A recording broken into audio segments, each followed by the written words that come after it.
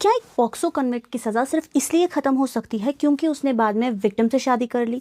Supreme court के एक recent decision ने इस सवाल को नेशनल डिस्कशन बना दिया। इस केस में अक्यूज्ड को पॉक्सो एक्ट के सीरियस ऑफेंस के लिए ट्रायल कोर्ट ने 10 साल की सज़ा दी थी और हाई कोर्ट ने भी कन्विक्शन को अपहोल्ड किया था। ऐसा लग रहा था कि लीगल बैटल यही खत्म हो चुकी है, लेकिन फिर केस ने अनएक्सपेक्टेड टर्न लिया। विक्टिम ने कोर्ट को बताया कि वो और एक्यूज्ड पिछले कई सालों से साथ रह रहे हैं और विक्टिम की मेजर होने के बाद दोनों ने 2024 में शादी कर ली। उसने ये भी कहा कि वो अब इस लिटिगेशन को आगे नहीं बढ़ाना चाहती। सुप्रीम कोर्ट को बताया गया कि विक्टिम ने मैटर को पीसफुली क्लोज करने की मांग की है और अपनी फ्यूचर सिक्योरिटी के लिए 10 लाख कंपनसेशन भी मांगा है। कोर्ट को बाद में ये भी इन्फॉर्म किया गया कि ये अमाउंट पे कर दिया गया है। स्टेट गवर्नमेंट ने कोर्ट से कहा कि अगर कन्विक्शन सेट असाइड की जाती है तो उन्हें इस बात से कोई ऑब्जेक्शन नहीं है, लेकिन इस ऑर्डर को फ्यूचर केसेस के लिए प्रेसिडेंट ना माना जाए।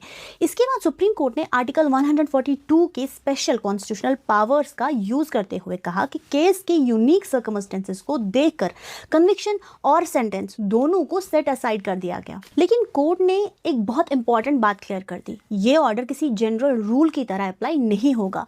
कोर्ट ने स्पेसिफिकली कहा कि ये ऑर्डर सिर्फ इस केस के पेक्यूलियर फैक्ट्स और सब्सिक्वेंट डेवलपमेंट्स को देखते हुए दिया जा रहा है। ये जजमेंट पॉक्सो लॉ को चेंज नहीं करता और ना ही हर ऐसे केस में कन्विक्शन खत्म हो जाएगी।